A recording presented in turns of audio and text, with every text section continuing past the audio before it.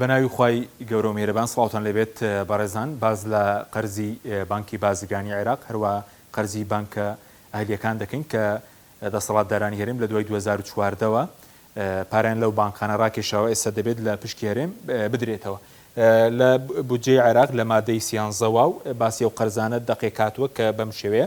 باز لەوە دەکا و پارانەی بانکی بازرگانی عێراق کە لاستۆی حکومەت هەرێمی کوردستانە لە بانکە حکومی و تایبەتەکان پاکتاو دەکرێت وەزارەتی دارایی عێراق هەڵدەسێ بە دانانی خشتەی قستی مانگانە ئەم پاران لە پشکی هەرێم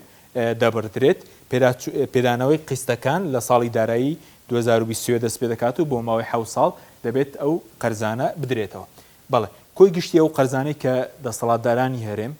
ڕایان کێشاوە لە بانکەکان پێشتر بریکاری پێشوو وەزارەتی دارایی عێراق لە دوانی بۆ پێیان دابوو باسی لەوە کردبوو لە 35 ئەو قەرزانە بۆ موچە ڕاکێشراون کە دەکاتە 2 ملیار بۆ 2 ملیار و نیو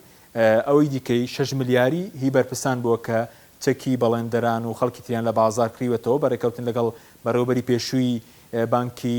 بازرگانی عێراق ئەو چەکانیان ساخت کردێتەوە ئێستا دەبێت خەڵکی کوردستان باجەکەی بدات و لە پشکی هەرێم دەبڕدرێت. کۆی گشتی قەرزەکان 8 ملیار و 742 میلیۆن و 200 هزار دلارە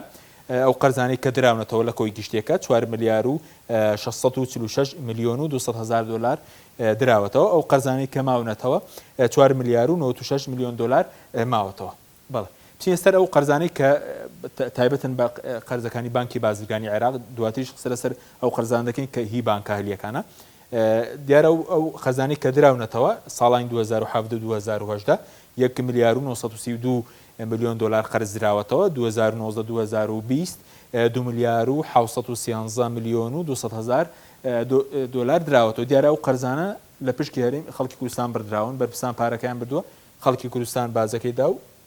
دەبێت لە پشکی هەرێم بردرێن. قەرزی ماوە ئەو قەرزانی کە هی بانکی بازرگانی عێراقە 3 ملیار و 726 میلیۆن دلار ماوەتەوە دەبێت حکومەتی هەرێم بە 7 ساڵ بیداتەوە. بۆ دانەوەی قەرزی بانکی بازرگانی عێراق مانگانە دەبێت 44 میلیۆن و 357 هزار دلار لە پشکی هەرێم ببڕدرێت دیارە لە گرافیکەکەدا چوارێک نەماوە ئەو 44 میلیۆن دلارە بەڵێ ساڵانە دەکاتە 532 میلیۆن دلار کە لە پشکی هەرێمی کوردستان دەبڕدرێت. بەڵێ بینە سەر قەرزەکانی حکومەت هەرێم جگە لەو قەرزانەی بانکی بازرگانی عێراق حکومەتی هەرێم 371 میلیۆن دلاری 371 میلیۆن دلاری نۆ بانکی ئەهلی قەرزدارە کە دەبێت لە پشکی هەرێم بدرێتەوە کە بانکی کوردستانی تێدایەوە 8 بانکی دیکەش. بەڵێ مانگانە قەرزی بانکی ئەهلیش دەبێت 4 میلیۆن دلار بدرێتەوە ساڵانە 53 میلیۆن دلارە. بەڵێ بە هەردوو قەرزی بانکی بازرگانی عێراق و بانکە ئەهلیەکان مانگانە دەبێت 48 میلیۆن دلار بدرێتەوە و ساڵانە 585 میلیۆن دلار بدرێتەوە. دیارە ئەو قەرزانە وەکو باسمان کرد ئەو قەرزانە کە بەشێکی کەمیان بۆ موچە ڕاکێشران ئەوی تری بەرپرسان بووە بەڵام ئێستا دەبێت لە پشکی هەرێمی کوردستان ببردرێت و باز لەوە دەکرێت کە ئەم قەرزانە لە بودجێ عێراقیش ئەندامێکی لیژنەی دارایی قسەی کرد بوو کە هیچ تەخسیسێکی دارایی بۆ نەکرا و دەبردرێت و بەرپرسانی هەرێمیش پێی ڕازی بوون و خەڵکی کوردستان دەبێت باجەکەی بدە. بەخوای گەورەتان سپێنی خواتان.